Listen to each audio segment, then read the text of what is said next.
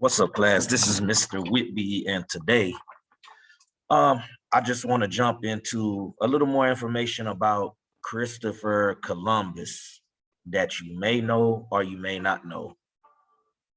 Okay, so in the history of discipline, in the discipline of history, right, Christopher Columbus is one of the most controversial figures that you can talk about.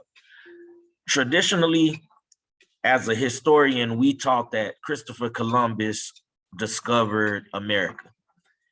And as of recent years, we have a lot of historians, more liberal historians, have begun to challenge that narrative.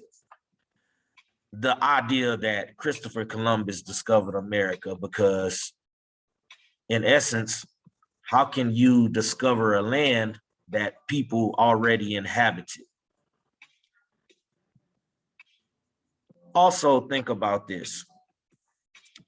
America has, well, the United States of America, excuse me, has created a holiday to commemorate Christopher Columbus, because to people of European descent, Christopher Columbus is viewed as a hero. But many Latinas, many African American historians, many people who are Black and brown are beginning to rediscover history from their perspective. And so when you look at the results or the consequences of the Columbus Exchange, when you look at the results of Columbus landing in the islands, the results for groups of people were different. So let me go ahead and share my screen.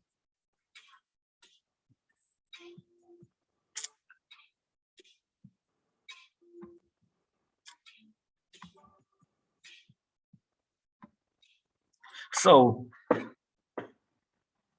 one thing that I pride myself on as a historian and as a history teacher is that I like to present all perspectives, and I love to allow my students, my scholars, to make their own opinion. So what I want you guys to be thinking about is or should Christopher Columbus be looked at as a villain or a hero? Or maybe even both.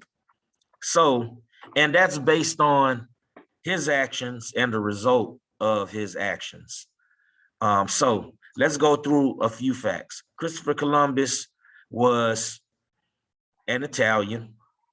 You guys should know that. Christopher Columbus went to Spain, and he pretty much presented an idea to the King and Queen of Spain to find an alternative route to Italy. He wanted to basically jump in the waters of the Atlantic and find an alternative route to Italy. Essentially, Christopher Columbus, well, before I go there, the King and Queen of Spain, do you guys remember his name? Remember their names? You should remember their names. I'm not going to tell you, but if you don't, go ahead and look that up. But the King and Queen of Spain granted Christopher Columbus the ability to basically surf the Atlantic Ocean to find this alternative route to India. To India. He ended up surfing the waters. He ended up landing in what he believed was India, where he called the native people that inhabited that land, the indigenous people, he called them Indians. So for years, we have known Native Americans as Indians because of a mistake that Christopher Columbus made in identifying who they were. He never believed that he made it to a new land. He always thought that he made it to India. Remember, what we said, therefore we give Amerigo Vespucci credit for finding a new land. Now, let's look at this. Let's go to the Columbian Exchange.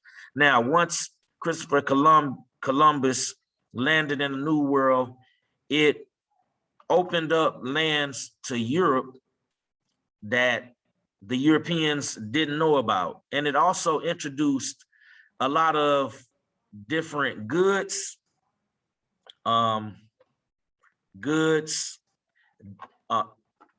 cattle, well, I'll say livestock, but on the negative end, it introduced diseases because you have groups of people who hadn't interacted before interacting.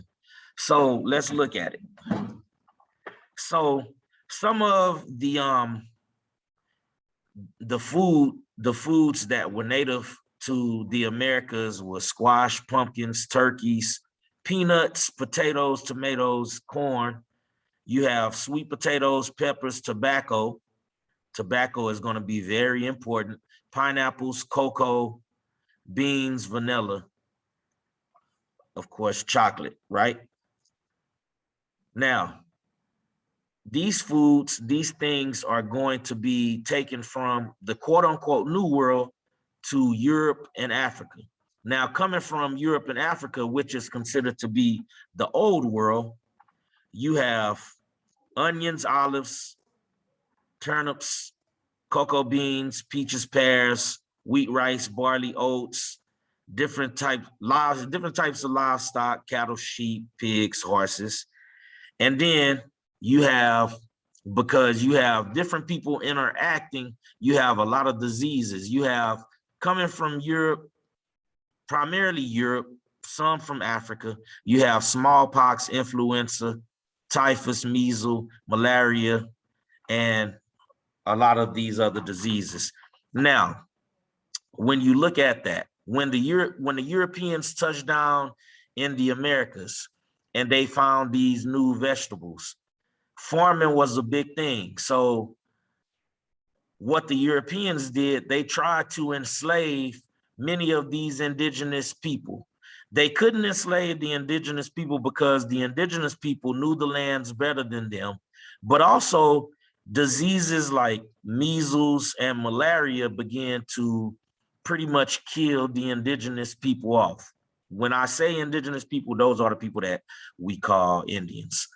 So after a while, the Europeans said, okay, they wanted to use cheap labor.